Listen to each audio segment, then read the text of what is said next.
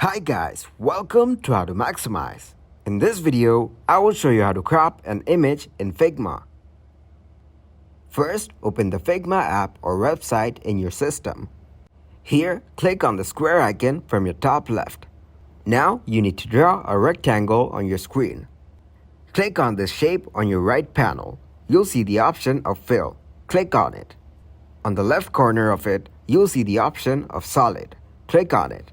Then select Image. After that, choose Image. Now, select the image from its destination folder. Click on Open to upload the image. As you can see, the image has been added.